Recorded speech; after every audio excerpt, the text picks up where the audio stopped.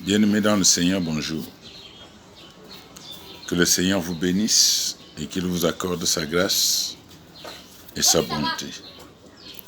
Ce matin, une fois de plus, bien-aimés, nous allons lire la parole de Dieu dans Proverbes chapitre 3, versets 1 à 8. Proverbes chapitre 3, versets 1 à 8. Il est écrit: Mon fils, n'oublie pas mes enseignements et que ton cœur garde mes préceptes, car ils prolongeront les jours et les années de ta vie, et ils augmenteront ta paix. Que la bonté et la fidélité ne t'abandonnent pas. Lis-les à ton cou, écris-les sur la table de ton cœur. Tu acquerras ainsi de la grâce et une raison saine aux yeux de Dieu et des hommes. Confie-toi en l'Éternel de tout ton cœur et ne t'appuie pas sur ta sagesse. Reconnais-le dans toutes tes voies et il aplanira tes sentiers. Ne sois point sage à tes propres yeux, crains l'Éternel et détourne-toi du mal. Ce sera la santé pour tes muscles et un rafraîchissement pour tes os. Alléluia. Père, je vais t'adorer ce matin, je vais te glorifier dans la vie de ce peuple. Je te prie, ô Dieu, que tu donnes, que tu fasses grâce à ton peuple, que tu fasses miséricorde à tes enfants et que tu les soutiennes dans ton amour parfait. Père, qu'il en soit ainsi, afin qu'en écoutant ta parole, qu'ils la mettent en pratique et qu'ils vivent par elle au nom de Jésus. Saint-Esprit, partout où il se trouve, que ta main de grâce et ta main de miséricorde les localisent. Et que ta compassion étant sur eux, Seigneur, leur donne la paix de cœur, la paix de l'esprit et la paix de l'âme. Au nom puissant du Seigneur Jésus-Christ de Nazareth. Amen. Alors, bien-aimés, en lisant Proverbe 3, versets 1 à 8, nous comprenons que les enseignements que Dieu nous donne sont des instruments de vie, sont des instruments de paix, sont des instruments de grâce. Tant que nous allons les appliquer régulièrement et constamment. Elles ne sont pas des instruments de paix parce que tu vas écouter seulement. Elles ne sont pas des instruments de victoire parce que tu vas simplement écouter. Parce que tu vas entendre et les laisser passer. Mais elles seront les instruments de paix et de joie pour toi. Parce que non seulement tu vas entendre, mais tu vas les mettre en pratique. Et en les appliquant, c'est en ce moment que cette parole devient vivante pour toi. C'est en ce moment que cette parole a un impact dans ta vie. C'est pourquoi chaque enseignement est déterminant pour la réussite et pour la longévité d'un homme. L'enseignement doit transformer le cœur de l'homme, doit amener l'homme à se remettre en question et à se poser de bonnes questions et à se dire dans son introspection, suis-je dans la bonne voie ou suis-je dans la mauvaise voie? Alors, il va se retrouver qu'à certains moments, il va retrouver dans son cœur véritable qu'il n'est pas dans la bonne voie. Et il va se reprendre. Et lorsqu'il va se reprendre, il va retrouver la bonne voie. Comme ce fils prodige, il s'était posé des questions, un temps soit peu, et il a trouvé qu'il était dans la mauvaise voie. Et il a fait le retour, le chemin retour, comme nous disons, et il est entré dans la bonne route.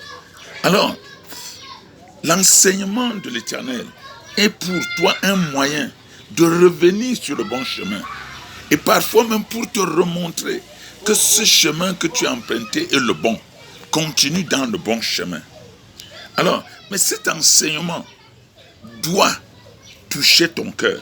Ton cœur doit être par conséquent ton tableau sur lequel est mentionné régulièrement et écrit régulièrement tout ce que Dieu t'a dit. C'est ton cœur qui est le tableau de ta vie. C'est à travers ton cœur que tu vois ce que tu fais.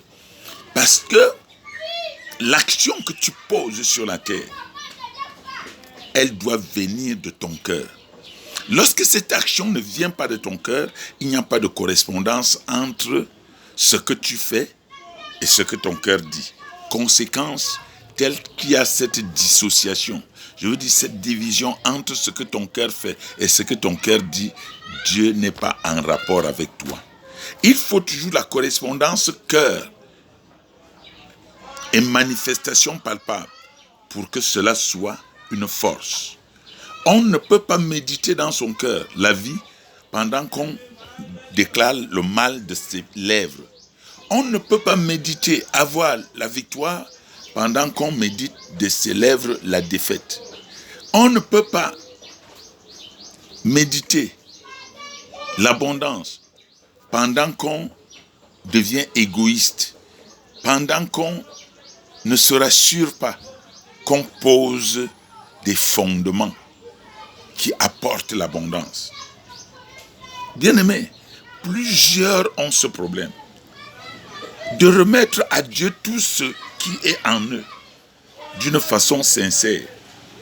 Or, nous confier en Dieu, c'est remettre en Dieu tout ce qui est en nous de façon sincère.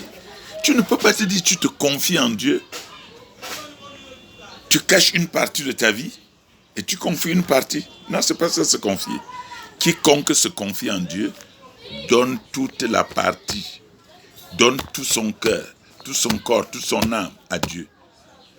Alors, toute sa vie à Dieu en général. Sinon, tu n'aurais jamais dit tu te confies en Dieu. Se confier en Dieu, c'est donner tout ce qui est en lui à Dieu et laisser Dieu faire le travail. Notre problème, aux yeux de Dieu, n'est pas notre délivrance, n'est pas notre guérison, n'est pas notre blocage, n'est pas notre échec. Non. Notre problème aux yeux de Dieu, et ce qui dérange de Dieu, le cœur de Dieu, est notre hypocrisie que nous avons en nous. Et cette hypocrisie est la planche ou la fondation. Notre hypocrisie est la fondation qui bloque le chemin de chacun de nous au devant de Dieu. Notre hypocrisie, faire croire que nous sommes avec Dieu, faire croire que nous sommes confiés en Dieu, alors que nous avons une partie autre qui est confiée à l'ennemi. Je dis aux ténèbres. Alors cela est une hypocrisie. Mais dans cette hypocrisie, nous faisons tout pour croire aux yeux des hommes, pour faire croire aux yeux des hommes que nous appartenons à Dieu. Mais nous nous trompons nous-mêmes, et comme nous nous trompons nous-mêmes, nous avons le résultat de notre hypocrisie. Quiconque sème l'hypocrisie va récolter l'hypocrisie. Quiconque sème l'égoïsme va récolter l'égoïsme. Quiconque sème la haine va récolter la haine. C'est ça le problème devant Dieu. Ce n'est pas la maladie qui est un problème devant Dieu. Dieu veut te guérir, Dieu veut te délivrer. Mais envers Dieu, pourquoi es-tu hypocrite? Pourquoi es-tu un homme désobéissant? Pourquoi ne marches pas tu selon les enseignements que Dieu t'a donnés? Mais tu veux simplement être au-dessus, être élevé, mais ne jamais te conformer à celui qui donne l'élévation. C'est pas normal. C'est pas normal. Chacun de nous développe en lui une sagesse propre. Et personne ne veut prendre la sagesse de Dieu. Et chacun de nous, en le faisant croire que sa sagesse est au-dessus de Dieu. Non, ta sagesse ne peut jamais être au-dessus de celle de Dieu. Au contraire, c'est quand ta sagesse même est limitée que la sagesse de Dieu vient et commence. Cela suppose que ta sagesse ne sera jamais au-dessus de la sagesse de Dieu. Et tant qu'elle ne sera jamais au-dessus de la sagesse de Dieu, il faut reconsidérer te voir et sortir de l'hypocrisie. Retiens bien, il n'y a pas chez Dieu une promesse sans condition. Et c'est cette condition qui, mise en action, va amener la promesse à s'accomplir dans ta vie. Il n'y en a pas. Si tu crois qu'il y a la promesse de Dieu sans la condition, tu t'es trompé de chemin. Tu as le choix de recevoir la promesse ou de ne pas la recevoir. Et recevoir la promesse, c'est respecter les principes de la promesse. La Bible dit donne et il te sera donné. La parole de Dieu dit donne et il te sera donné. As-tu respecté? Point d'interrogation. N'as-tu pas respecté? Point d'interrogation. C'est à toi. Il n'y a personne qui va te faire respecter cela si ce n'est toi-même. Dieu ne t'obligera pas à respecter ces principes. C'est toi qui désires la bénédiction venant de Dieu. C'est toi qui désires la main de Dieu. Conséquence, respecte sa parole, obéis à ses principes et reçois cette bénédiction. Père, je vais t'élever ce peuple Je te prie, Seigneur, que ta parole soit dans leur cœur et qu'à travers leur cœur, Seigneur, qu'ils se connectent à toi et qu'ainsi tous les jours de leur vie, qu'ils soient des hommes transformés, des hommes heureux, des hommes bénis, de toutes sortes de bénédictions dans les lieux spirituels en Christ. Je t'en supplie, Seigneur, lève-toi et conduis-les dans ta bonté. Ouvre leur entendement spirituel à ta parole et glorifie-toi dans leur vie. Qu'il en soit ainsi, au nom puissant de Jésus-Christ de Nazareth. Amen. Je vais te demander de visiter chaque fois YouTube, dans ma chaîne, dans ma page YouTube. Non seulement prendre des enseignements, mais prendre des prières. Ces prières t'aideront et tu pourras me contacter au 00 237 678 51 78 81. Ça, c'est mon WhatsApp pour des prières et pour d'autres questions que toi-même tu voudras.